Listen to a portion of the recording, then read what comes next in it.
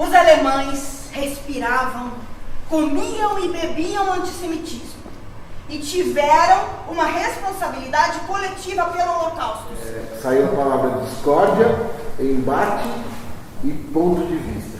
Na verdade, eu não acho que é um embate de fato, assim, é ela lecionando e ele tentando chamar atenção. Eu não concordo não, professora. Você acha que não tem responsabilidade nenhuma?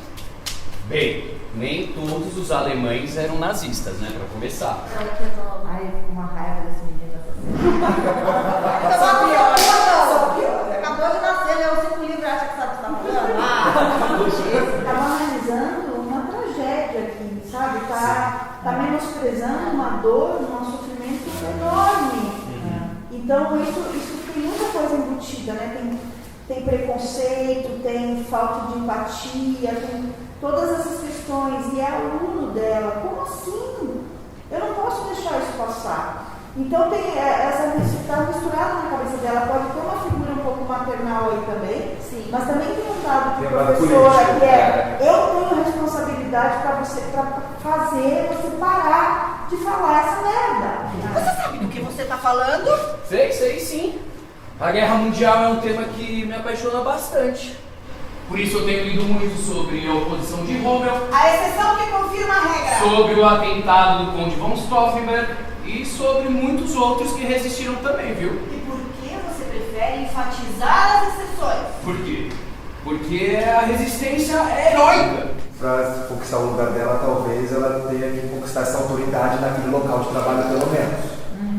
Então ela fala sobre autoritarismo com um tom autoritário. Então tem uma contradição aí também. Quando a gente tem alguém no poder, no palanque, nos dando aula e nos aperta, é muito constrangedor.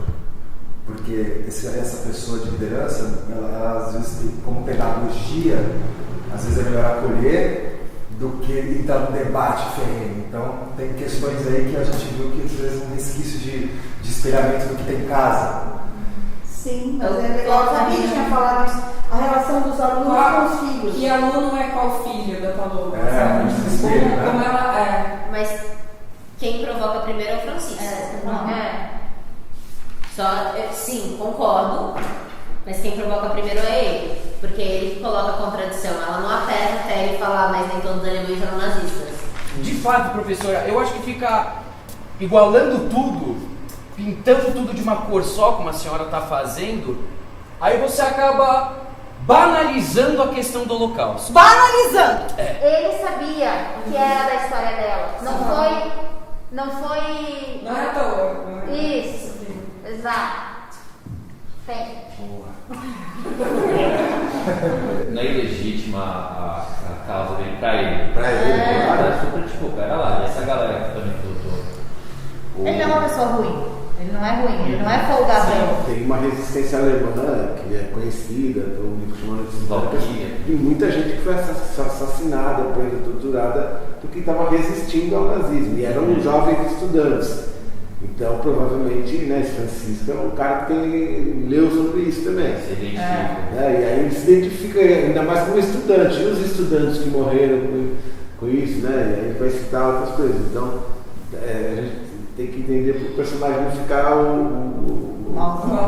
discorda porque na vilão, né? Uma emoção com raiva do personagem. A gente fez uma superioridade aqui no Antes do Você Erra de Novo, valorizando esse trecho final da briga do Ring ali, mas nunca é 100% certo, né, galera? Lá no errado, na Escola de Arte de Moscou, no Stanislavski. Você tinha 2 professores, cada um com uma divisão diferente da gaivota, que eles estudam há 200 anos, há mais de 100 anos. Então até ali vale simplificar. Eu acho isso e ela acha aquilo. Como você acha possível banalizar uma barbaridade dessa? Fazendo justamente como você faz agora, generalizando, rotulando. Aqui também, além de ser um embate aluno-professora, me parece que é um embate homem e mulher, questão de gênero, sabe? Quem tem razão. Como se esse homem ele precisa da última palavra. Isso é só a mulher que sabe mesmo, porque sempre tem um homem você fala, pode ser em qualquer lugar, sempre vai ter um homem assinando a sua fala. E isso, Ou traduzindo, ó. ou traduzindo. O que ela não quer ser, gente. Exatamente. Ele dá uma real de mano, o que você vai poder ser? Exatamente. Essa discussão mesmo, onde na vida inteira ela sempre fez que o marido, a opinião dele tem que importar e tudo mais, ela fica mexida com isso exatamente por causa dessa relação de, pô, até na sala de aula vem um homem aqui, na minha sala de aula vem um homem aqui. É como se a cena fosse um ringue. Estão estabelecendo uma briga ali, muito clara. Quero saber onde está a generalização e onde faltou contexto. Ué, tem alemães que são reconhecidos como heróis pelo próprio Yad Vashem, o Museu do Holocausto em Jerusalém. Ok, mas isso não tira a responsabilidade coletiva do seu povo. O que mais? Toda a Europa era e ainda é racista e antissemita. Os nazistas, eles tiveram sócios espanhóis, franceses, polacos. Você erra de novo. O rei da Bulgária colocou nele a estrela amarela. Os dinamarqueses salvaram seus judeus. Houve povos que fizeram frente à barbárie. Quando você diz toda a Europa, quem está generalizando é você. Que é o espaço de realização dela. Ela só conseguiu se realizar, aparentemente, em pela trajetória. E quando ela foi fazer isso, ela já tinha esse desejo de não conseguir, precisou da morte do filho para ir realizar esse desejo. Então ali, a relação, eu acho, né, que ela estabelece é uma relação de muito mais leveza do que a relação da identidade de professora que geraria esse distanciamento, sabe? A relação de mãe, que a Cora falou um pouco, tem essa opressão. Ela tem esse distanciamento porque tem muitas coisas que ela não gostaria, me parece, né, que ela não gostaria de estar vivendo ali naquela casa. Ela é obrigada a viver porque ela é a mãe. Eu vejo a cena muito como um gráfico, assim, uma coisa que vai subindo. Então, tipo, ela tá lecionando, tá um bagulho uniforme. Aí vem o Francisco já falando, discorda, mas você discorda, aí ele começa a putar os negócios, aí começa a esquentar muito rápido. Aí a Paloma dá o ultimato lá, aí antes de chegar tipo, no cume, é quando ele dá essa fugidinha, tipo, você sempre tem que ter razão, né? Pá! E deixou lá por cima do alto, antes de chegar e estourar, mas ele é muito nessa crescente aí. Mas é engraçado porque você sempre tem que ter razão, uma coisa que eu falo muito pra minha mãe.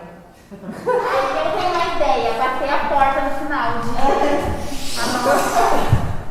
Botei meu crédito lá no final. Ideia da porta, Maria da Graça, quadro. Gente, estamos planejando para que no dia 1º de novembro, que é a véspera do feriado, Que é o nosso dia de ensaio, que é nosso dia de segunda-feira. ensaio, segunda-feira, 1º de novembro, véspera do dia dos finados, a gente fazer um encontro com o elenco no horário de ensaio normal. Talvez um pouquinho, mas não. Mas vai ser uma coisa Então, boa. DVD. Mas ele vai se estender assim, também conforme a sua vontade. Quem puder. A gente quer fazer um dia de los muertos.